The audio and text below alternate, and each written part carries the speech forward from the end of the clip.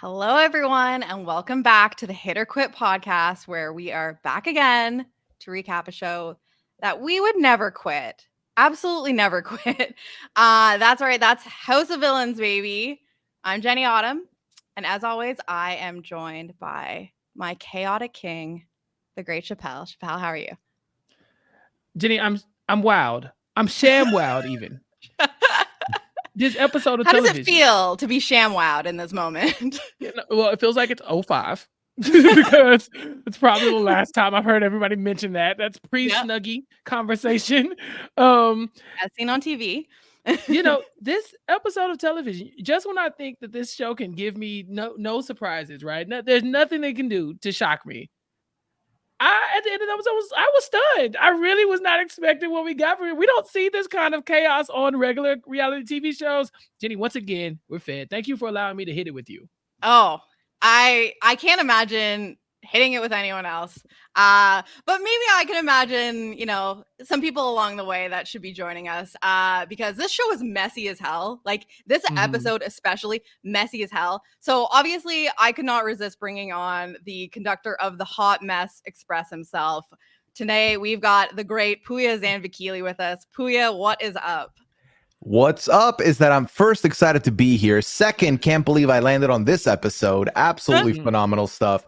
And third, it's amazing to be on this side of the screen because I've been having a good time watching y'all and keeping up with this show. And I appreciate the invite. So thank you so much for having me. No, this is perfect. I'm so happy. This was like such a wild episode. I will say I was like partially spoiled because of Twitter, and I still had moments where I was like, oh, and obviously like the ultimate ending with Bobby Lights getting up, walking sorta. He didn't even really fully walk up there. That I was not prepared for whatsoever. So just a completely unbelievable episode. And we had the week off. There was no episode last week for the Thanksgiving holiday. But we're back, baby. Like House of Villains is I will say I missed Corinne a little bit. I missed her a little bit. But we still got her in a doll form, which we'll get to that. But yeah, Pooya, like, why don't you give us a little bit of how you've been feeling with the season as a whole before we get into like this particular messy ass episode? I don't think I'm gonna end up saying anything that everyone else hasn't already echoed, but I've loved the show. I've loved the format. I feel like this is kind of old school reality TV. Putting a cast of villains together is genius because they're all gluttons for the spotlight. They want that camera time. They want that mic time. They want the sound drops. So it's been great. It's been a phenomenal group they've put together. I think there's a couple of people that are just not really hitting. And by a couple, I mean one from the franchise that I cover weekly. No offense to her. Oh, shit. But listen, but what I will say is that while she's not delivering like the pinnacle of TV, you need a couple of people that aren't going to do that. Because if everyone's doing that, then someone's going to get snubbed. So I'm okay with this breakdown we have here ultimately.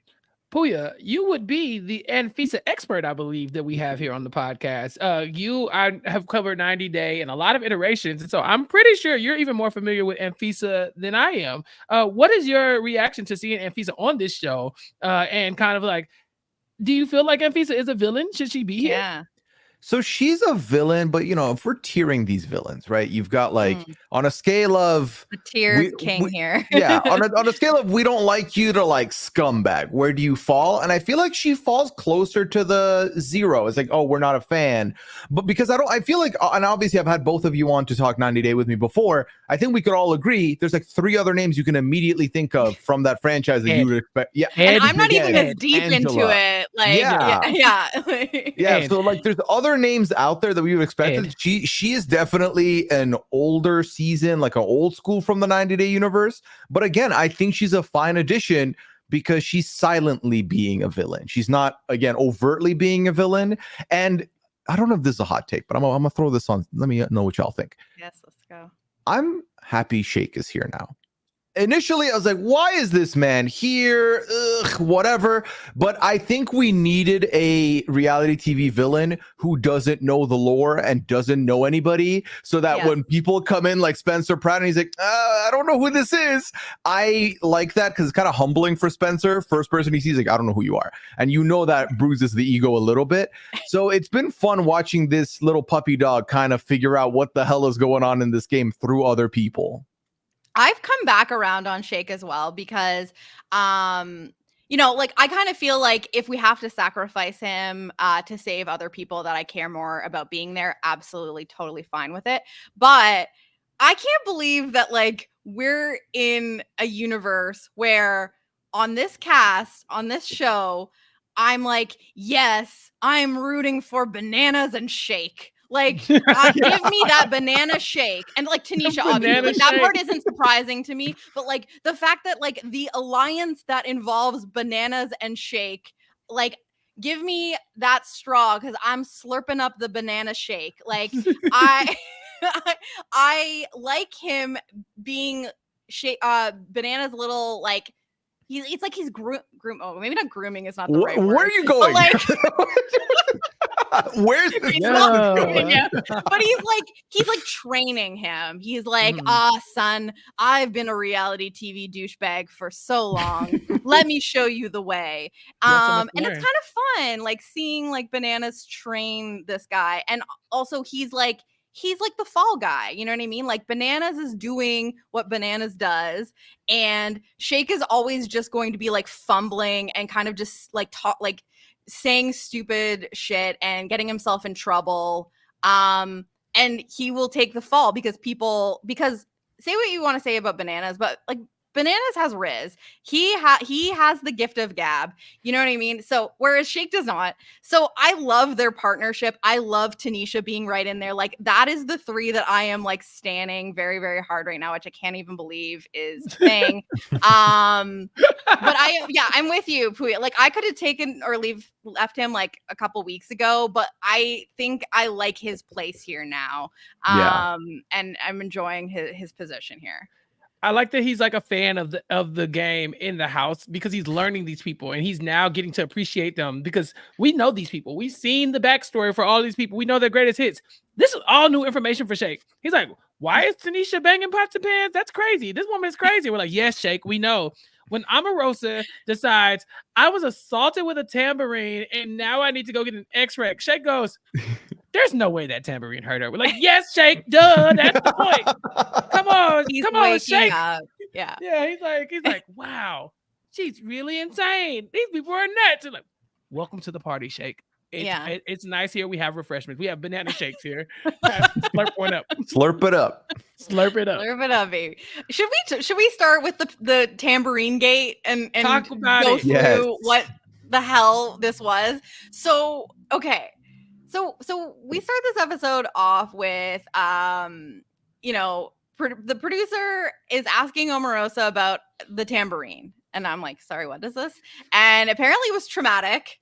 And Omarosa is saying that when Tanisha brought in the choir and they were banging the pots and pans, there was a moment where Tanisha struck Omarosa with a tambourine. And we got another moment that I love where we get the graphic of footage not found because it never happened. So like production is just, you know, completely dragging Omarosa with the edit here. It was so perfect. We get the confessionals from like Bobby saying it didn't happen. Everyone's like, this is not a real thing. We were getting like a replay of the clip. It was kind of blurry. What I need to get everyone's take here on Tambourine Gate. My take is that even if Tanisha was going for the strike, she airballed. She completely misses Omarosa. So it don't count. Nothing happened. But what about intent is intent? The important part here. It was going to be harm. It's not a harm, but it was going to be harm. Yeah, that's the defense here. I mean, that's the thing is I don't really think, I think obviously Omarosa went into that knowing she wants the spotlight. Best way to do it is I steal it by going in and getting involved. And I think Tanisha definitely didn't love that because it's like, no, you're supposed to be mad. This is not the reaction I was looking for. Yeah. But I think it was more of I'm trying to stop you from doing the thing. And then the tamperine's in the hand and obviously it's close. But we literally saw zoom in and replay. Chappell, you watch plenty of football. You're a big, go to the tape, go under the hood or whatever. It was not a hit. It wasn't a hit. Yep, challenge flag is out. They looked at it, they reviewed the play, and it was just not conclusive. You know, it was exactly. My favorite bit of footage that they could not find was when Omarosa says, "Yeah, everybody has been saying that they saw it. Everyone's saying that," and they're like, "No, we have no evidence. No, not one witness says that they saw this tambourine hit you. But this tambourine did not only hit her. This is the deadliest weapon in reality TV history because a tambourine somehow fractured her wrist, her hand. Omarosa goes to get an X-ray. She comes back with a brace, and then when the producers ask her about it, she says, legally, I shouldn't even be talking about it. Like my lawyers have advised me not to speak about this. There's an ongoing investigation. So before she even goes to urgent care, at which point I am confident that she demanded they give her a wrist brace at that time, whether she needed it or not. We have this scene of Omarosa in like the closet on the phone with her attorney. Because she's fired up. She's like, I'm getting my attorney involved. Like, get the security guard. And they show, the editing on the show is so freaking good. They're showing like the timestamps of how long Omarosa is on this phone call with her attorney. Like the first timestamp was like 11:05, and then like the last one they showed us was like after midnight. So she's like over an hour on the phone with her attorney, like saying that like Tanisha breached her contract and we're getting gold, like Omarosa saying that she's been carrying the show on her back and like just Omarosa doing Omarosa things, but like sincerely like on the phone with her attorney. And I don't know what happened in that conversation, but we get like producer John comes in. She's like asking for a mandated 10 feet away from Tanisha at all times. Seems that producer John kind of like reduces it down to 5. And she's like, okay, yeah. But no one has any idea. Like no one believes anything. Like Omarosa has lost any credibility. I don't know if she had much in the first place, but people have been like playing nice with her. But like we're getting the confessionals from literally everyone being like, what is going on? Like this bitch is crazy. The freaking arm brace. We see her get on the phone and she spins everything, right? Like she gets on the phone the next morning and they showed like the text to production that says, I want to go to like urgent care today, and then goes to the rest of the house and is like, yeah, so they want me to go get an X-ray. They need me to go get the X-ray. Like, oh, they're just making me leave. I'm being rushed really to concerned. the hospital. Yeah, like the most playing victim like ever. There's no way they told the doctor decided to give her this wrist brace or whatever the hell it was. Like she paid money for this. She's if it wasn't a cast, she can just pick that up at a CVS on the drive home. Yeah, that's a good point. Actually, she doesn't even need that. Did she even go to urgent care? No, she went to a Walgreens and came back with a damn brace. When she said, I'm carrying these bitches on my back all season, and now this is how y'all repay me. I was like, yes, that's you have to get a back brace because you've been carrying this season, Omarosa. Do they sell those at Walgreens too? They probably do. They really do. I don't know how it works down there in the United States. So for her to be so threatened by Tanisha and to get this restraining order in quotation marks, Tanisha did her apologies, and later on we see like, okay, we're staying 5 feet away from each other, unless I need to sit by y'all on this couch, in which case all bets are off. It's off. Gotta get in front of that fire. So yeah. It's cold, but it's not that cold. It's too cold for her to not go ahead and break these rules. And so, yeah, everyone's suspicious. I mean, there are moments where Omarosa's doing stuff throughout the episode, and someone's like, "You're doing that with the brace on?" Bananas calls her out a couple times. Shake does, but no one says it to her face. So she's still a queen for a reason. I mean, people are terrified of her, but they do think that she is full of shit. So I don't know. Like, what's been your take, Puya, on Omarosa and like the Omarosa versus Tanisha battle, which like kind of ends up taking a backseat in this episode ultimately. How did you feel about all this? Number one, I'm happy that they're both in there because as long as they're both in there, the feud can still live on, even if it takes a backseat this episode. Right, I like that continuity there. It's been fascinating because obviously y'all are villains. You know, we're all here to be the worst people we are, and by any means win. This is one of the weakest things of villain. No villain. At what point did the Joker say, "Let me call my attorney"? Hey, attorney. Yes. Batman is trying to mess with me and it's not okay. We had an agreement. Like, you know, you don't do that. But Omarosa does. And I think for a lot of people, it's like, if Omarosa is willing to do that for this, what is she willing to do for something a little more serious? Like, if I say this to her face, be like, that brace doesn't really seem like you need it. She's like, wait, are you saying that I'm doing fraud? That's slander. Are you minimizing my experience? Yeah. I'm gonna get my attorney. Security. Is the attorney like just in like a nearby like location? Like he's in that cupboard, in the shoe cupboard that she was in. In the corner. She is throwing this big fit about this brace, but she also has time to, you know, do a little spinning. You know, like Jenny said, she's the queen of spin. So she says, aren't we all glad I got Corinne out of here? You know, I had to reverse psychology, y'all, to get y'all to do it. Oh my God. Well, like, and this is again like Fairplay has had it. He's kind like. Well, we'll get into all of the things that Fairplay went through in this episode, but like we saw indications of this earlier, and we get Fairplay being like, okay, the fact that Omarosa is trying to take credit for every single thing, like. We saw the recap of Corinne getting flung in the chair back into the abyss or wherever that goes when she was banished. Omarosa's face when she goes, goodbye.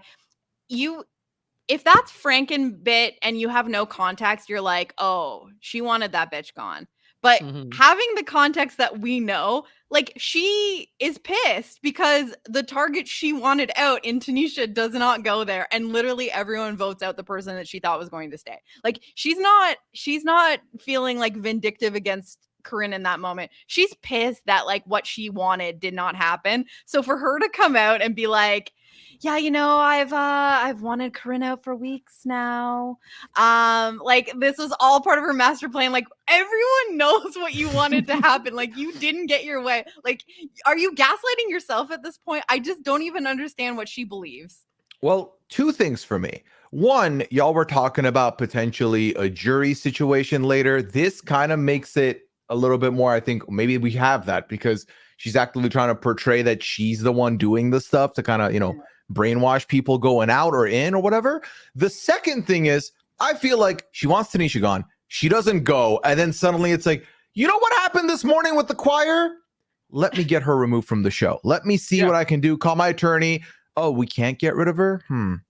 Okay, but I need my space. I need her to stay away from me. Okay, can I do that? Okay, let's do that. It felt to me like she kind of lost two battles in one day. And at that point was like, how do I spin this in my favor when I go downstairs and sit by the fire pit?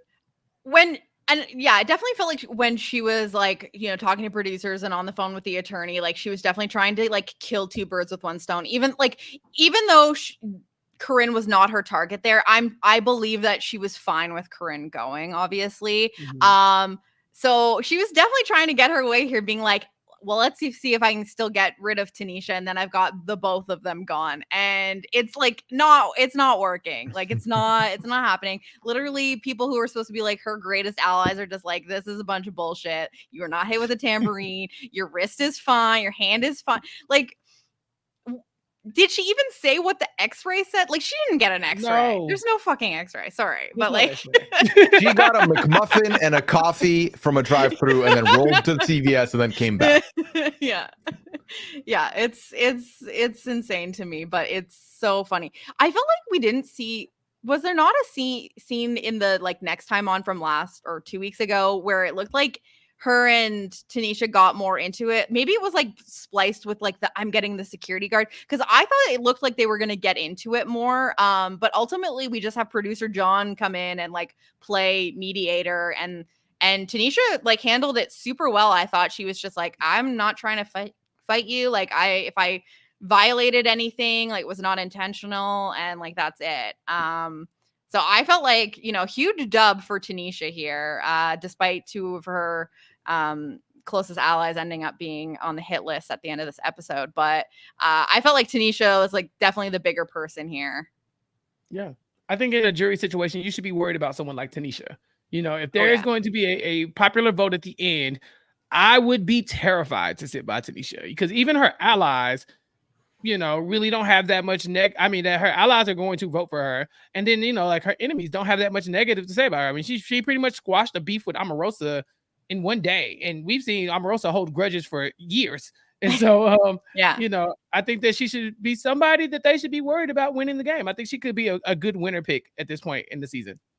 I agree. There was even a point in this episode where Anfisa was saying like she really likes Tanisha, and she was kind of like weighing how she feels about like who's good for her game and her alliance and stuff, but also like understand, which she's clearly saying like Omarosa, but she really likes Tanisha. So even people that aren't working with her like her. She has this like way about her that wins friends. So I agree. The fact that she like escaped what I thought was looking really bad for her last week or 2 weeks ago, and she's still here. She's not on the hit list. Like, hey, she could be like, do we feel, again, we don't know how this ends, but like I agree, that's like someone that depending on how this next week shakes out, like not to say shake, but yeah, I think that she might be able to like fall back under the radar for a little bit. I think the only way that she's going to be in trouble, because obviously this week she's like the one that barely misses the list because there were no more spots left. But I think if Bananas and her are up together and Bananas wins the redemption, that's the only real way I see Tanisha in trouble. Otherwise, I think she's fine. But I think their close association is really the only thing I could see coming back to haunt her in the event that he's not available for elimination. Yeah.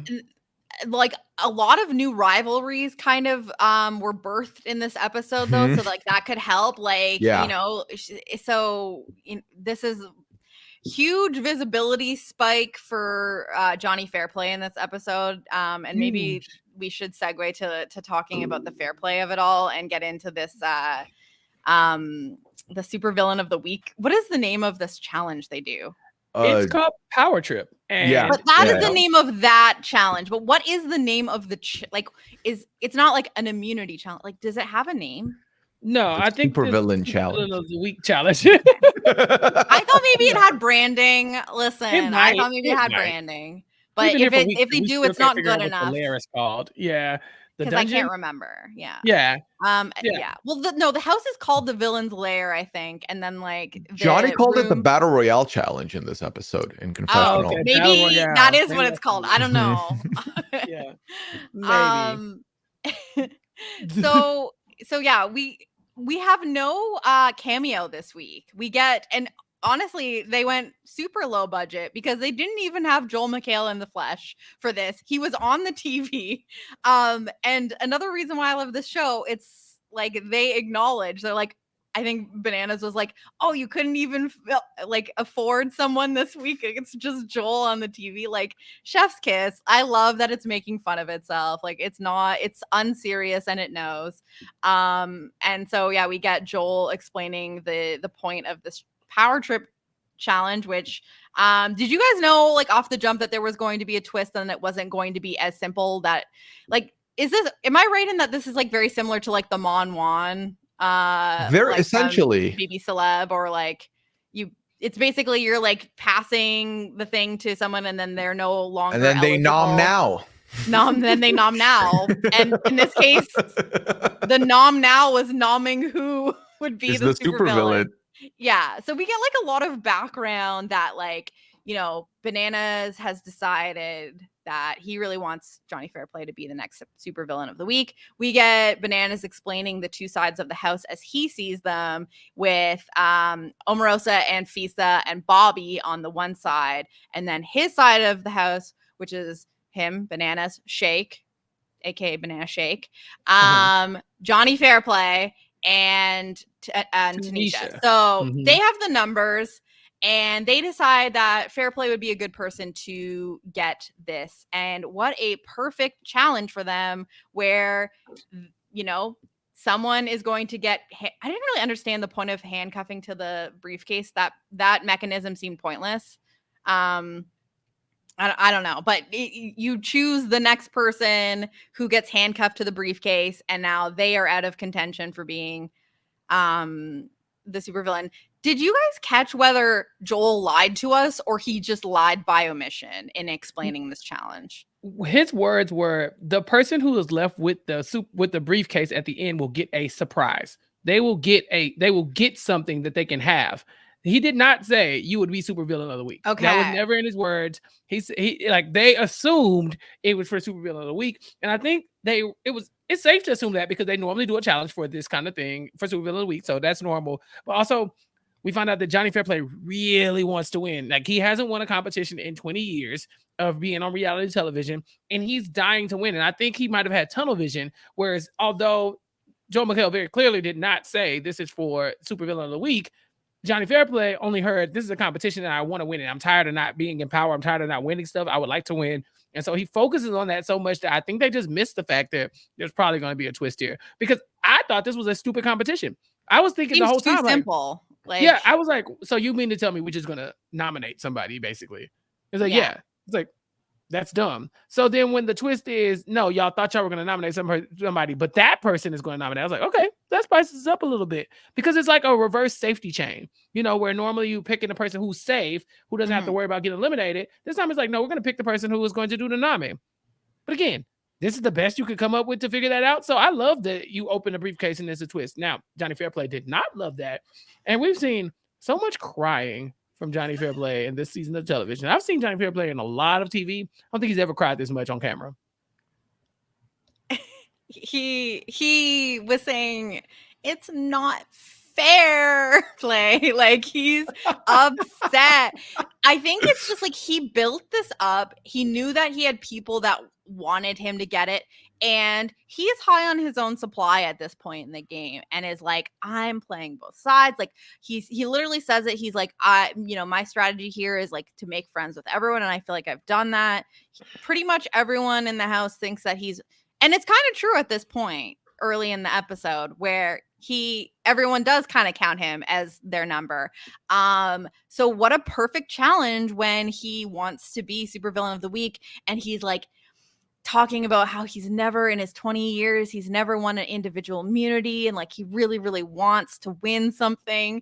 And we get this challenge where literally it's like a social challenge, where it's like, if you're in with the best people, like most people, you're in the best position to get chosen to be the supervillain of the week. And it didn't seem like anyone expected, though. Like, no one at any point even I don't know if maybe they just didn't want to spoil the surprise by giving us confessionals of people being like, what if there is some sort of twist?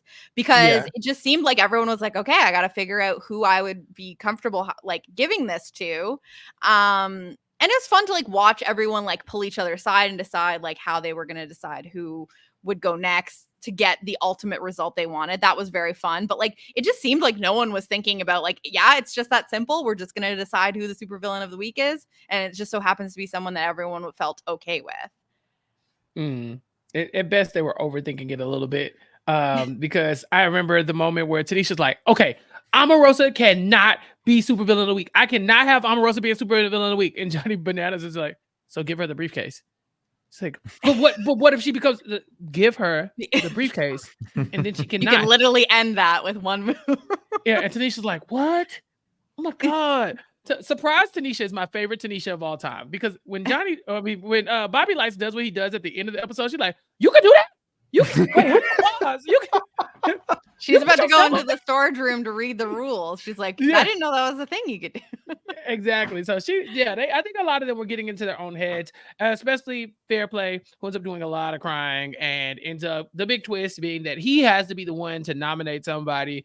Pooya, who did you think Johnny Fairplay was going to give this opportunity to, because there wasn't a lot of options up on the board, right? Yeah, because here's the thing. First of all, I think the best possible person got this opportunity, because I feel like Fairplay did seem to me like he was the most in the middle with having a connection to Omarosa with their past and like being roommates with Bobby. So I felt like this is the exciting outcome. So this is good already. For sure. As far as who he cried, which was fun. Exactly. Someone who I know is on record not really liking people crying on the show. Yeah. So then ultimately, when it came down to picking, I'm not gonna lie to you, y'all, I thought he was gonna go with Bananas. I just really felt like, I know that Bananas didn't really want it, though, is the big thing. I think Bananas didn't want it. He didn't want to show that the two of them are tight.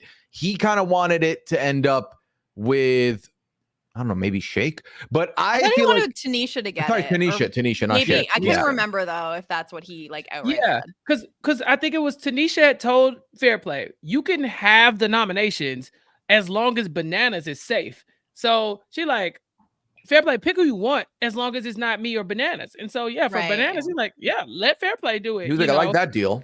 Yeah, he's like, yeah. So that's why he was like, if I can get it to Tanisha will make sure that that Bananas is not an option for Fairplay to control her nominees. And so, yeah, I think you're right. I feel like, again, someone who, because they have really laid it on thick with the confessionals with Fairplay, who keep saying, I'm the best strategic mastermind that's ever been on these shows. For someone who says that multiple times, I don't know what world you thought you could both give this to someone and then make all their picks for them and they're just going to do it. Like, how did you ever think that was going to play out that way? Because I feel like that's very naive to think about. It's very naive to think about that that's going to work out in a house literally called House of Villains, where everyone's going to be duplicitous in some way. Yeah, it's not like you think that you're the only person thinking on that level. Right. The show is literally bringing together all of the people that have the capacity to like pull that kind of stuff. I don't know if like he's just softened in time or like maybe he just is assuming the best in people. And he just like can't tap into like the real villainy here. But like I just felt it was like watching a slow car crash. I was like, I can't believe that he's trusting this guy. Like who? And I've been saying, so shady, this guy. He is just bullshitting everyone at all times, Bobby Lights. Like, I don't understand how he got so snowed by him. But anyway, sorry, Pooy, continue. I mean, the one person that would have done what he wanted was Shake. Like we literally talked about extensively how Shake is moldable and doesn't really know what to do and will just lead by, follow whatever you tell him. Yeah. Shake was the only person that would have done what you wanted to the T. The only one. Or maybe even Tanisha. Like, Tanisha? I think, well, she had laid out the ones, right? Bananas. Like, you know what I mean? Like, I think that Bananas, and then this is not to say that Tanisha doesn't have like a mind of her own, but I think that right now she's just very lockstep with what Bananas wants to do. And they're probably in agreement. But the one thing I remember about Fairplay's conversation with Tanisha that I wonder if it made a difference in him not ultimately choosing her was she seemed like she was having trouble making a decision on like who she wanted to protect, because he was like or Bobby and she was like, oh, you're gonna make me choose between Bananas and Bobby. And it was like weird to me because I was like, I didn't know you and Bobby were tight like that. Like he technically didn't vote against you, but neither did anyone else in the house last week. And like the way it's been presented to us is you're kind of on opposite ends of the house here. And she ultimately says that, she cares more about protecting Bananas. Apparently they're cookies and cream. And which one is which? I don't know. I didn't actually think into it. You tell us, Chappell. You asked it like you knew the answer. I mean, I'm not an ice cream guy. It's not really my thing. I was hoping y'all had some insight. Do you think she meant like cookies and cream ice cream specifically? Isn't that, or like there's also a chocolate bar? Yeah. Oh, that's still ice cream, right? No. Oh, like candy. Like a Hershey's cookies and cream bar. Yeah. Oh, they make those? Have you had that? Yeah, it's white chocolate. It's white chocolate with like so little chips in it. Which case, like Bananas, the cream. White chocolate. I don't White chocolate is respect trash. White chocolate is trash. That is the right opinion to have. It's not even real.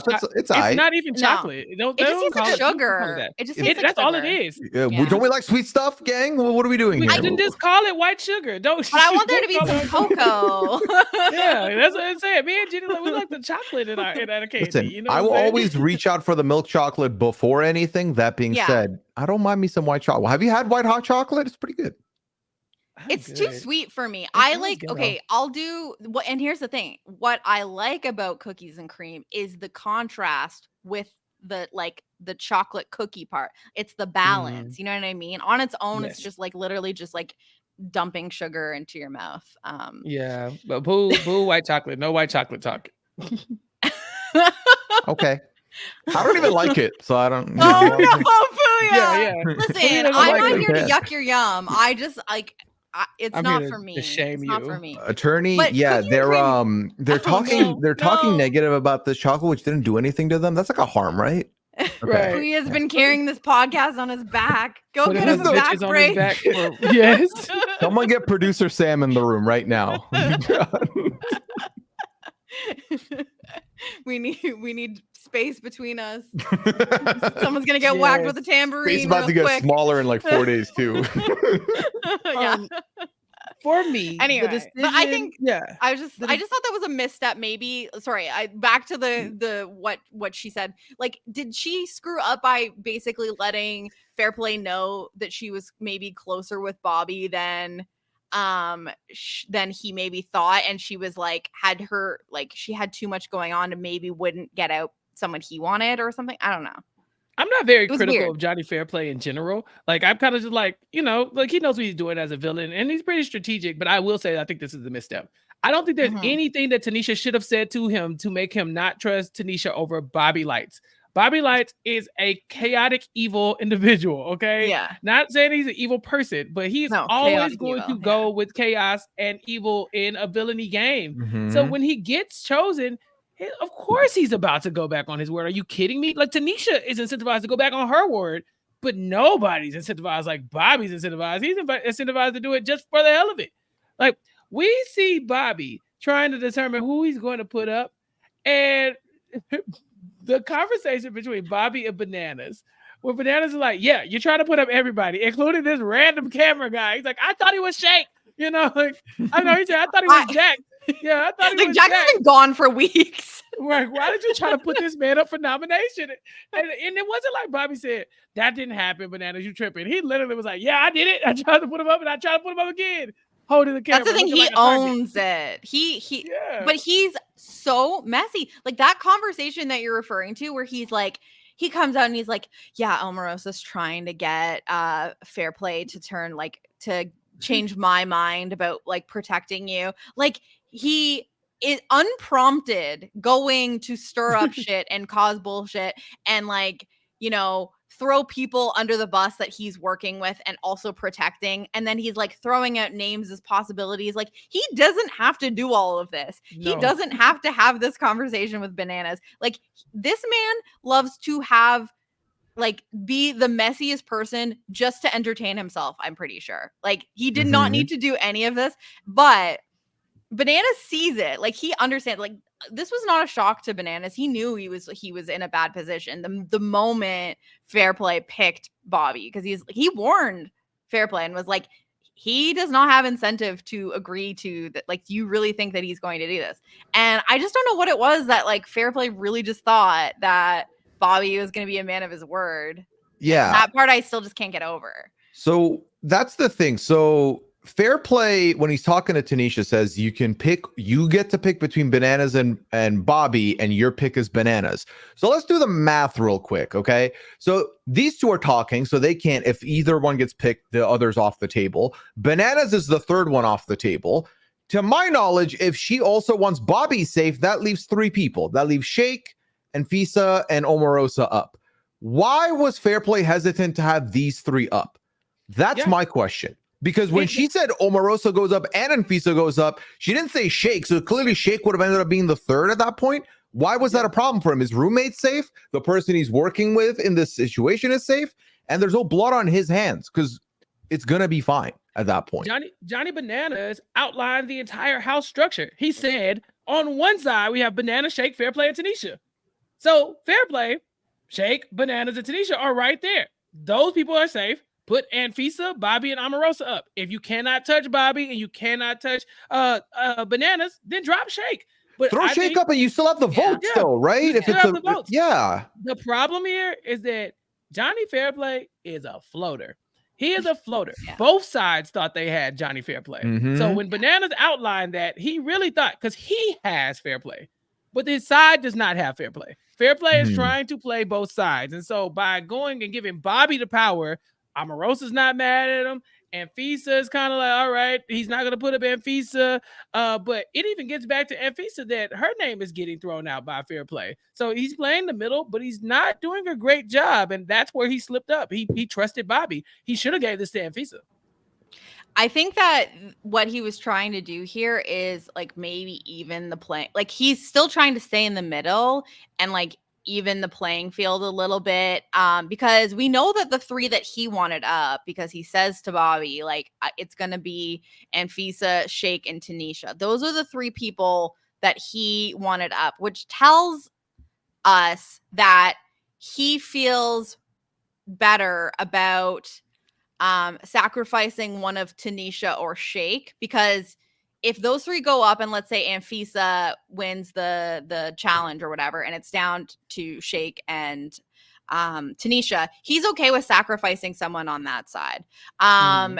So to me, I think that what he was trying to do was just like keep himself good with as many people as possible, but maybe like he was a little bit more okay with weakening like Banana's side here. For whatever reason, maybe he just feels like Bananas you can pull Bananas in strong. Yeah. Or if, like, stand behind him as a shield too. Yeah, if one of Banana's two other like, you know, closest allies go out, then that kind of like makes room for him to be like a little bit closer to Bananas, and that's like a good shield for him. Like I think that might be what he was thinking, and he's kind of like let someone else do this instead. But I'm very, very curious, like would this have been the move that Fair Play would have made if he had ultimately won? Because I just feel like he kind of like got like a little wimped out in a lot of scenarios here. Like he just like he lost his backbone at a few instances, and like it almost kind of surprised me that he wanted it so bad. It almost felt like he just wanted to win something more than like feeling like it was good for his game. Because like if you are in the ultimate floater position, you are good on both sides and feel pretty good that you're not going to be a top name for either side. What is the incentive to be Supervillain of the Week here? Like that was the part that I didn't really understand, even is like he wanted it so bad. And I was like, you're in a good position and you fumbled the bag while not even ending up being the Supervillain of the Week by like trying to make too much happen and trusting the wrong person. Yeah. I think in a spot like this, he wants to be the one, like he wants to win. So you need a spot where you can win and not piss off a lot of people. If you put up Shake and Anfisa, ain't nobody crying. I'm sorry. Right. There's just the people will get over the fact that they lost them. Yeah, Tanisha might cause a stir, but there has to be a third nominee. And I think he looked at this as potentially like his last spot to try to make a move, get a move on his resume, say I won something, but also not piss off an Omarosa or a Bananas in the making. I think true. Yeah, probably what it was. Also, getting Tanisha out from underneath Bananas like thumb, if they are tied together as a duo, Fair Play wants to be the duo with Bananas as well. You know, because he's a duo with Omarosa. You know, quiet as it's kept. That's why Omarosa's name has not come up yet. And so she could have won Supervillain again. She didn't even want it. And so I think for Fair Play, you knock out Tanisha by happenstance, and then you and Bananas are now 1 and 2. You and Omarosa are 1 and 2. You're back comfortable in the middle, and you got somebody like Shake and Anfisa out of the way. It's not awful. I just think that going to Bobby Lights of all people, it makes this an egregiously bad move because Bobby Lights is insane. Now, the only benefit to this is that Bobby Lights is insane. So by the end of this, Bobby Lights ends up on the block too. By his own hand. Should we just get into this? Let's talk about it. So, okay. Bobby Like, Lights. process I this. know. I'm just like, I'm still processing it. So Bobby Lights is our super villain of the week. And we get to our hit list ceremony or whatever the hell we call this. I don't know what they call anything in this show. And so this is the most chaotic person to have a supervillain, because I don't even know if he knew what he was going to do, because we see him talking about all these different scenarios. We finally get there. First person he's throwing up is Shake. This is probably the least shocking, and Shake himself even says, like, I'm a bit disappointed because this is the most obvious thing you could do, which was like, for Shake, like, that's like a cool little dig. He's He's being trying, mean. it's I'm really with Pooy cute. on this one. I'm with Pooy on this one. Yeah, like, okay, Shake, we see you. He's getting there. Mhm. He's Right? learning. Yeah, but then he has to learn from the master, because bananas, perfection. I'm talking about. I got something here for you. Let me just hold on real quick. It's up. Well, it's right here. Just hold on. Up. There you are. Bow. A classic. A vintage It's been a maneuver. while. It's been a while since I've seen someone do that. And because it's been so long, it hit even harder, because it was like, oh, you leaned into that one. Joel gave him props. He said bananas, that was actually pretty good. Like, so like Joel is making fun of all of these people at all times. He said, like, after Shake insults how Shake dresses, Joel says, well, to be fair, he's used to a reality show where no one actually sees him. Yeah. So like Joel is roasting everyone at any point, but gives bananas the props for the old pulling out the bird. That was incredible. But I truly think bananas did probably see this coming. Like, he did not feel safe at any point here. Like, he knows that Bobby's bullshitter. So okay, at this point we've got Shake up there, we've got bananas up there, and we got to put one more person up. And like, brain starts going, you're thinking like, oh, it's got to be like Tanisha, right? Like, if your target is bananas, you're going to put up like his two closest allies, so that even if he takes himself down, you're going to be voting out someone that he's working with. And then Bobby gives us a little bit of a swerve where he says, like, the only thing to do here is to put up someone that can compete against you. And this is where we get a little pan over to Omarosa, who's now been supervillain twice, going, it's going to be me. It's going to be me. Who else? Who else at that point, Who right? is the person? Yeah. Right? Who else is left?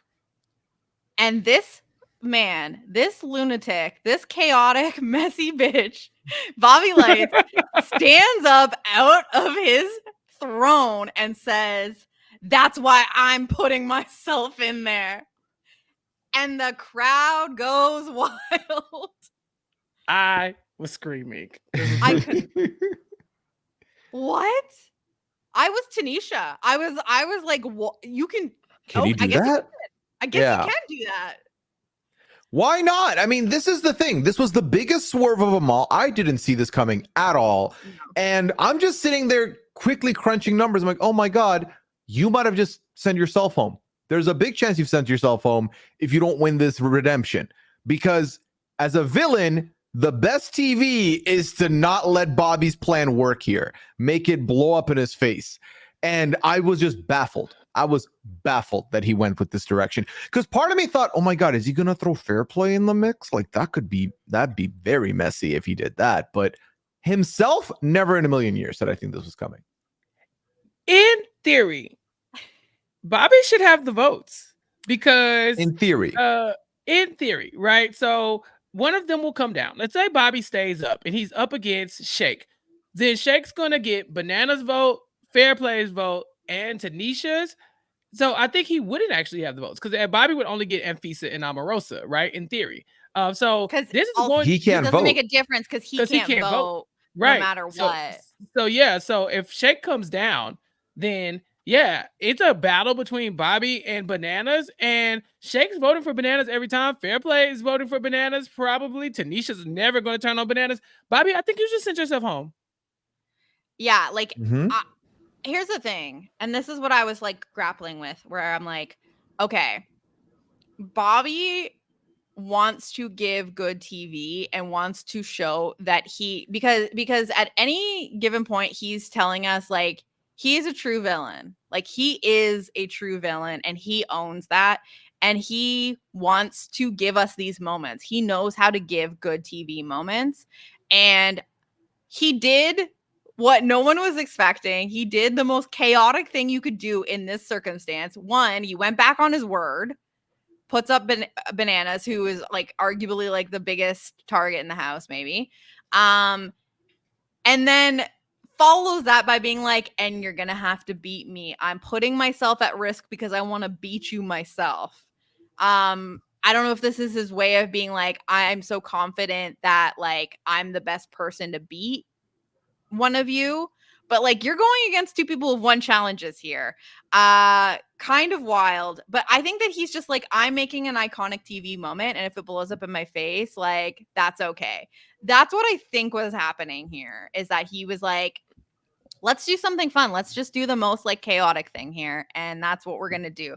But he is in a situation where he like literally has to win this banishment challenge or whatever the hell it's called to save him from himself from being one of the final two people on the hit list. Because what, like, we have to think about Fair Play's vote here. I think at this point, because he's burned Fair Play, and put him at risk, because Bananas clearly says, okay, if you trust Bobby so much that he's going to make the nominations that you want, then I'll say, okay, but if you screw me and put me up, it's you. I'm like, Fair Play, you're the one that's going up. Like it's on you. It's on you at this point. So Fair Play is scared of Bananas at this point. Does that play into like it? I ultimately think that the two resting nominees are going to be Shake and Bobby. That's just my read of the next time. There's no spoilers, but that was just like my interpretation. That's how you saw it. That's how I saw it playing out. Could be completely wrong. But let's say in a scenario where we've got Shake and Bobby as the two people on the hit list, what do you do if you're Fair Play? Sorry, if we end up in a situation where it's Bananas versus Bobby, because these are now two people. What do you do? Because I think that's easy. If it's Shake versus Bobby, I think that Fair Play gets rid of Bobby because he's not scared of Shake.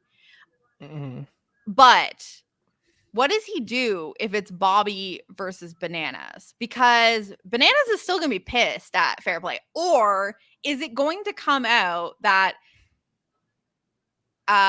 Fair Play was actually trying to protect him? Because that's the other thing that comes out in this episode that we haven't kind of touched on yet, is that Shake and Bananas and Tanisha think that Fair Play knew all along that Bobby wouldn't do what Fair Play said he was going to do, and that he was like securely with that other side and was just pretending that he was with them. So they think that like Fair Play had his hands all over this when really he just was dumb and trusted the wrong person. So they're pissed off the most at Fair Play at this point because they think that he played them and is like playing both sides and was never with them.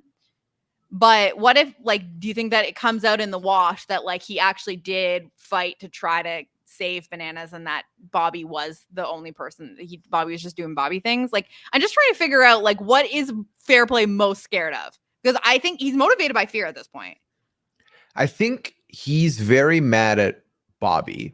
I think also if you're Fair Play, you have to understand now that, you know, doesn't matter how much connection I think I had with Bobby, he just proved that I don't have him and he's an agent of chaos and he's going to do his own thing. Yeah. And obviously Bananas is going to probably sell him a bill of goods anyway to stay in the house and be like, listen, we'll let bygones be bygones, but he won't forget. I don't think Bananas forgets at any point, but I think also Bananas realizes that, or makes him realize that if I leave, I'm a shield gone and you're screwed. And now you're kind of going to be on the outs potentially. I feel like it makes sense to get rid of Bobby. Again, having an ally that will not listen to your input and be like, maybe not even self-interested because he literally put himself on the block. Just do random stuff for random sake is worse than having an enemy, one enemy that you could still maybe fix things and move in towards a common goal and not target each other. And also, I feel like obviously having someone who's coming after you outwardly is good, because that may keep you in there, because people are like, well, these two are going to go after each other, so we don't need to get rid of them. I think it's a net positive for him to get rid of Bobby. I really do. And especially, again, if you're him, you look at, okay, who was left off the block? Omarosa was left off the block, and Fisa was left off the block. Those three are clearly working together, and I'm probably in there with them, but I'd be fourth. Yeah. So Chappell, do you think that there's a situation that if Bobby is left on the hit list at the end of next episode that he survives, or is he done against either? I think more than likely he's done. If he does, first of all, Bobby wanting to challenge someone in a competition who is known for being on a show called The Challenge. The Challenge is insane. I love Bobby Lights. I did not know it until now. I cannot understand how much of a great television person this is. I'm so grateful for him. Yeah. So grateful. We were fed. Yeah. That said, we've seen Fair Play pull a move like this before. Way back in the early days, 20 years ago, Survivor Pearl Islands, he was kind of afraid of Rupert. And he got rid of Rupert's ass too, the first chance he got. And so I think that there are ways where I could see him deciding, well, if Bananas is never really going to trust me again, then it doesn't really matter that I was trying to save him. If Bananas is always going to be like, all right, one day I'm going to get you, and I can read that on him, why not let him go, right? You do become the fourth in the Anfisa, Omarosa, Bobby, alliance, but it's still definitely fourth on the other side. Yeah, you're fourth over there, but are you not fourth with Bananas, Shake? Exactly, that's what I'm saying. Right. I'm saying he's like clearly fourth over there. Like I think that maybe he thought he was higher up on the one side, but he knows for sure he's like fourth on the Banana side.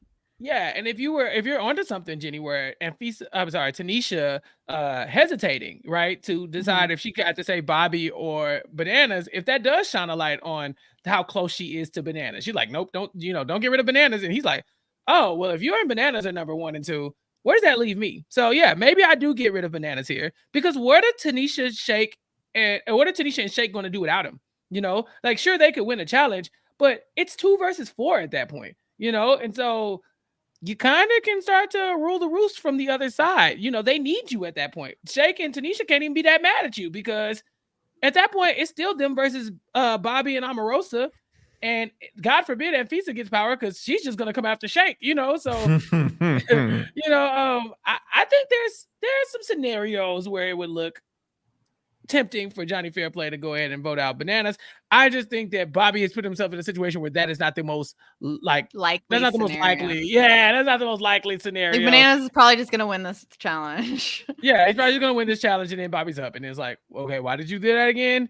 But Bobby versus Shake is very interesting, because we know Anfisa and Omarosa are not voting to keep Shake. But Bananas and Tanisha, maybe Tanisha's vote can be bought. Maybe she's the swing vote there. Maybe she's like on the fence, but Bananas keeping Shake, so it's tough to be sitting up there at the end of, when it's time for elimination. It's best to just stay off the block, Bobby. I know it's too late to tell him that, but I just think this is an ill-advised move.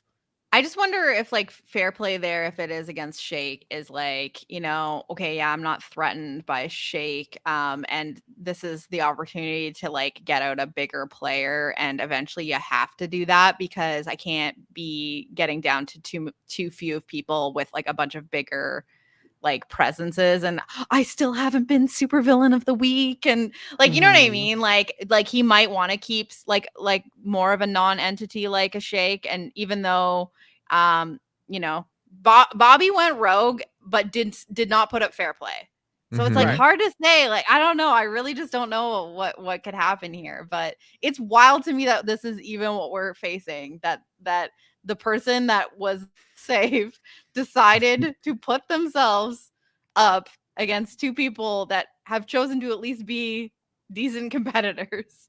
Just crazy. It's wild to think that we're in a position where these are the 3 up, and I genuinely couldn't tell you who I would like to see go, because I feel like conventional wisdom says just get rid of Shake, whatever, it don't matter. But I kind of want that Anfisa Supervillain of the week where she's literally zeroed in on this defenseless receiver who has nothing going for him when there's all these snakes in the house. I need that feud, or Shake winning one would be very fun. And I don't want to lose anybody. I really, of the three, I do not want to lose any of them, which is tough. But I think ultimately, if I had to let one go, I think Shake makes the most sense if you're trying to keep all the bigger personalities in. I think Bobby makes more sense for, again, the first season. It will make the lore even bigger. It pushes it more for like highlight reels. I think that's good. And then Banana's going, I guess I would say, well, that doesn't shock me. He was a big threat. And like, you know, he was never going to win anyway, is really what I would say. But I would feel sad either way, is what I'm trying to say here. It's going to be tough, which is why I'm happy, actually. I want to say this real quick. We're 7 episodes deep. The format is clearly in a way where you're not getting an elimination a week. It's like a 2 episodes in 10 minutes to get rid of somebody. And I don't mind it. I feel like we've gotten to know these people a lot better. I came in, you know, unlike the two of you, especially I know Chappell literally came in episode 1 and had all the Anfisa stuff down. I was like, okay, he's done his homework. I've come in meeting a lot of these people for the first time, and I've been having fun getting to know them as it's been going on. So I'm not mad at it. I'm happy with it. Yeah, we even get like the meta of like after Tanisha comes down and says like, oh, Omarosa's got like a restraining order against me, and like they're all like dying laughing in the kitchen, and Johnny Bananas says like, oh, we're definitely getting a season 2. Like, I love that they're talking, like they care about making good TV because they want this to become a thing, because it's an incredible concept. And I feel like that is kind of playing into like some of the choices that they're making here. Like they're thinking about like who deserves to be here, like who like deserves to be like a top villain here. Like who are we getting rid of? Like who's making good TV? Like, yes, people are doing what's like best for their game, but like they're also kind of thinking like the fact that, you know, Tanisha came and did like this iconic like callback to Bad Girls Club, and like you know, does this like crazy stunt, and like that is part of what saves her. At least that's how they presented it to us, because they're like, wow, she's serious, like she's here to like bring it. That it does really feel like most of them there care about making good television. So that does make me think that there is a world where people will protect Bobby if he's like against Shake, being like, no, let's keep the fun rolling, you know? Like, okay, Shake, you had your little villain arc. It was fun. It was cute. It was maybe cute, but not hot. It's time to go. Bobby is unhinged, and we need like, and it might be to my detriment, but like, let's see what happens next. So I just feel like they're thinking about that kind of stuff in some of these decisions. Of course they are, you know, and we even see with Johnny Bananas, when he's about to potentially go up on the block, he knows Bobby Lights holds all the power. And Bobby Lights is also, like I said, an insane person, you know, in all the best ways. He's tried to put the cameraman up on the block. He's telling Johnny Bananas like, oh yeah, I would never put my roommate up, but also I'm putting my roommate up. Like just some wild stuff. And Bananas is like, okay, so you want to do drag? You know, it's like, that's the thing. It's like they're like frenemies. Like we have the pride party where Bobby's like dressed. We get Johnny Papaya, I think was that. Yeah, Johnny Papaya, the go-go prostitute, you know, go-go dancer prostitute from the 19-somethings, the 80s or something like that. Yeah. And Bananas is good TV. And he knows it, you know, and I think a lot of them are good TV. Now, I'll call my shot here now. I think that the final 2 might be something like a Tanisha versus Anfisa, because I just see that Tanisha is very insulated. You know, Bananas is going to be a bigger target than her every time. You know, or it might be like a Shake, but you know, but like Shake, Pooy, what did you do? We were doing wigs now. I thought that was the plan. Are we not? Pooy, I just took my hat off, dude. Is that what's under the hat? I had no idea. I feel like I should have known that you had such luscious curls. If you're listening to this podcast, please go and check us out on YouTube at the RHAP YouTube account. Because can we wrap this up? I gotta go do my TikTok dances. Okay. Yeah. We has on a curly, bouncing, and behaving wig. It's illustrious. It's giving. Let me tell you what's body. happening here. Yeah. I turned camera off to go to the restroom, and then quickly. So I came back and I heard you talking about Johnny Papaya. I was like, let me throw the wig on. Let me throw that. So is this the drag queen that is within you, much like the one that lives inside of Johnny Bananas, apparently? I would say no, because I don't think this would do me justice, to be honest. Yeah. This is You just didn't have time to my do the eyeliner and lipstick. What did we think of Johnny Papaya and the look? Those boots. We almost saw like a medevac happen. I thought he almost fell down the stairs. He needed the emergency room. He needed the urgent care. Yeah. He needed the X-ray. He almost took a tumble. Yeah. Pooy Papaya Zavakili. Yeah. I think we're looking for it. Yeah. I don't hate it. I don't hate the wig. And I didn't hate Johnny Bananas here having a good time on the show. So yeah, I think for these characters, they're all trying their best to give us good TV. They're giving us good sound bites. Even like, the Shakes and Feasts of the world are still also delivering in the confessional. And I think in next episode, next week still. Yeah, they're going at it. That's a good fight. That is a good feud. I love it. I think there's another world. There's an alternate universe where there's an episode of 90 Day Fiance where we get a Shake and Anfisa, right? My God. Their textbook, like that's the thing. Like it's right there. If he made just a pinch more money, she might look twice. That's all I'm saying. Or pretend he does. I tell you what, it wouldn't be fair play and Anfisa because she was disgusted at this man's tears. She was sick to her stomach. She hated. She was like, I hate a man that shows emotion. He's pathetic to me. I'm telling you, like people are not giving her enough. She's talking her trash. Even when she goes to Omarosa and Omarosa's like, she's like, so what happened? What did y'all talk about on the reward challenge? And Omarosa said, so do you want the tea or do you want like the super deep southern sweet tea? She said, do you want the hot tea or the southern sweet tea? And Anfisa's like, summer sweet tea, baby. Hot tea. Give me the hot tea. Give me the what hot would summer sweet tea, southern sweet tea be? Is that just like niceties or like fake nice? I think it's like, I don't know. It's just like scaled down, right? Sugar coated. The piping hot tea, the hot not cute tea. Oh yeah, that's what Anfisa wanted. That's what I'm saying. She knows what she needs to do. She's a little late to the party. 90 Day is not this kind of function. And so now she really started to get her legs under her. And so is Shake. So yeah, for me, I'm going to be sad to see each of these players go every week. Every time there's somebody up for elimination, I'm going to be like, oh no, not them. Question. Would green tea be like if someone tells you about someone else's financials? It's like, here's the green tea. Here's the green tea. Or if somebody tried to offer me green tea, I would be disgusted. You take that back. You put that with the white chocolate where it belongs. Right. This is not of interest to me. I drink green tea, but like what I'm not asking for antioxidants in my damn gossip. I want it full of oxins. Oxins. Are you going on the Oregon Trail, Jenny? I want bring the oxins. I want the oxins, the toxins, the antioxidants. All the oxins. Yeah, bars, relax, Jenny. See on their neck. Yeah. But yeah, this was fun. This was a good episode, right? Very good. I still can't get over it. Like we didn't even talk about the weird throwback to the music video where the voodoo. Again, they never introduced the fact that there were dolls of them.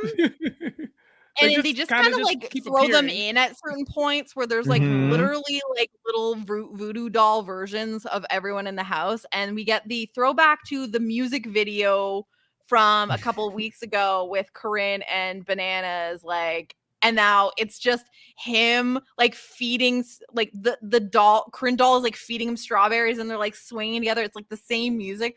I'm like, this show is so unserious. I love it. It's so stupid. Yes. It's just, it's so good. Like you have like legitimate like drama. There's like strategy. The competitions are fair enough or unfair if you're Johnny Fairplay.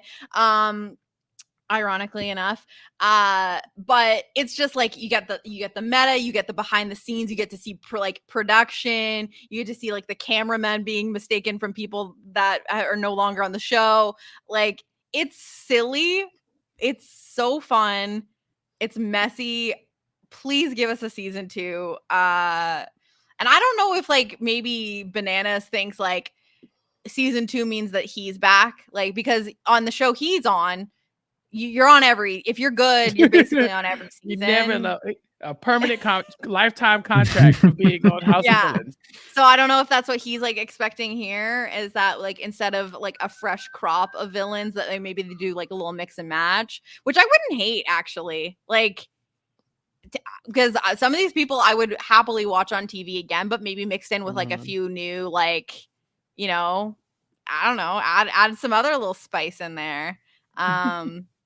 So I sincerely hope that we get another season of this because I've been having such a freaking amazing time watching this. It's like literally just like the highlight of my week. Is there anything else that we didn't get to here? We didn't really talk about the reward. It wasn't much to say. It's just Bobby being chaotic. They drive a, I must say, the 1957 Chevy Bel Air. My grandpa had that car. What? I texted my mom because I was like, I'm pretty sure my grandpa like used to have a Bel Air. And so I texted my mom and I was like, I asked her, like, did grandpa have a Bel Air? And she's like, yeah, he sold it a couple years ago. And I was like, do you know what year it was? And she's like, I'm not sure, 1957, I think. I was like, what the hell? Like, it literally is the exact same. It was red. Like, I'm like, as soon as I saw it, and I don't know cars. I don't know cars at all. But I saw that car and I was like, I know that car. So that's my flex, is that my grandpa once owned that car and doesn't even own it anymore. But I love, and again, the like behind the scenes of they couldn't get it to start, like Fairplay's trying to start it, and then they had to bring like production in to like try and get this poor car to start, and then they drive it down Hollywood Boulevard. Like, it's fun. Like, it's just, yeah, it's silliness. Yeah. But yeah. Good times. Yeah. All right. Well, let's wrap this up. I've had such a good time with this. I wish that we could do this every day. Yes. That's what I think. All day, every day. In the meantime, Pooy, why don't you let us know what you got? Because you're a busy man. And I appreciate that you taking time out of your schedule to join us because this has been really fun. But let us know what else you got going on. Well, as always, it's not anything but a pleasure when I get the call up to come talk to you lovely people, both of you, on either podcast, but especially when you're both together. It's a treat for me. Y'all can find me, of course, on Twitter at Pooya. You can find me on Twitch, twitch.tv/Pooya, which is where I am when I'm not podcasting, which is a lot of the times that I'm not podcasting. So come check that out. It's always a good time there. As far as podcasts go, though, 90 Day Fiance, I had Kirsten McInnes on with me this week to talk about 90 Day Fiance OG. I'm recording 90 Day Fiance The Other Way with Scally this weekend. We're doing a catch-up. Speaking of Scally, him and myself have been doing the Traders Canada coverage, doing exit interviews for that. The finale's next week, so we're going to have a very busy time with not only the finale, but then also interviewing the final 5. So that's going to be a fun time. Definitely keep your eyes out for that. And, you know, Mike and Liana, they be playing some games this week. I'm going to play games too. I'm going to be on the B&B this week with them, talking some Survivor. Very pumped up for that. And speaking of the incredible Liana, Masked Singer. Myself and her talked about Masked Singer this week after being away also because of Thanksgiving last week. We came back. And we had a fun time. The Masked Singer podcast, I will say, is very much the quintessential vibe podcast because you come in for the clue packages. You're really staying for the random stuff Liana says and I react to. So definitely check that out if you have time. Okay. Well, I am, again, so grateful that you're so busy. The two of you. I'm like, I'm a scrub. Like, I'm not like, I have nothing going on. So I'm just like glad that no, you've been busy too. I tried getting you on 90 Day. You were busy. No. Games, Space Rangers. I don't handle it well. Like, I'm like, I have two podcasts in a week, and I'm like, oh my God. I don't know how you guys do it. You're freaking champions. Chappell, we're sandwiched right now. Like, this has been the meat of at least your podcast sandwich today. So why don't you let us know what else you've got going on? Because I know it's a lot. Yeah, it was a big day for me, man. I'm not gonna lie to you. Yeah, so every week Rob and I talk about Netflix shows on Nothing But Netflix, and we've been talking about Squid Game, y'all. Squid Game, the challenge is on, and they just did their second drop recently. And so Rob and I talked about 4 episodes of Squid Game, the challenge, live on YouTube. So check that out. Go to the robhasawebsite.com. YouTube page and look at the Nothing But Netflix playlist and check out our Squid Game coverage. If you're a fan, if you're not a fan, go get into it because Squid Game, the challenge, very much House of Villains, got like you can tell it's a classic reality TV show. Every now and then we strike gold, y'all. Jenny, when you basically discovered claim to fame, I mean, brilliant. House of Villains, I'll take credit. I discovered it. Me alone. Yes. Pioneer. I'm just saying. You put House of Villains, but yeah, Squid Game the challenge. It's another one, so it's a banger. So check that out on Nothing But Netflix, and then just subscribe to keep up with all the other stuff. Rob and I are talking about on Nothing But Netflix as well. Every Wednesday, Sasha and I are going live on YouTube to talk about Below Deck Mediterranean. We're almost done with that season, and then there'll probably be more Below Deck to come. So check us out on the Bravo Wrap-Ups feed, or just go to YouTube and catch me and Sasha's beautiful faces on there, laughing about all the mess on Below Deck. Then Mari and I are covering RHAP Shit Season 2 on the Connect on Post Show Recaps, also on YouTube. So if you go to postshowrecaps.com, go to our Post Show Recaps on YouTube and look for our playlist on the Connect. You can also subscribe to the Connect on Post Show Recaps to see all our RHAP Shit coverage and more. And then you can follow me on Twitter at Chappell's_show to keep up all the links that in all the shows that I'm talking about, like my daily Suits podcast with Rob Cesternino. We just hit episode 100. And so 100 episodes in roughly 2.5 months. Crazy, right? And so, wow. Yeah. Well, I guess it's technically 3.5 months because it's 100 episodes, 100 days, blah, blah, blah. It's daily. It's almost over. We're at season 7, going close to season 8 very quickly. And then we'll be wrapping up that journey. And so go to suitspodcast.com and subscribe to, get all that podcast coverage and, check me out on Twitter. Okay, and as for me, besides this labor of love, Kirsten McInnes and I are still covering F-Boy Island Season 3 on the Hot Dummies on Islands podcast feed, so check that out. We just recapped, I believe, episode 8. Next week is going to be the Mansplain, so we'll be covering that coming up. And we will be back next week to, I guess, see what happens with this banishment between, Bobby, Shake, or Bananas.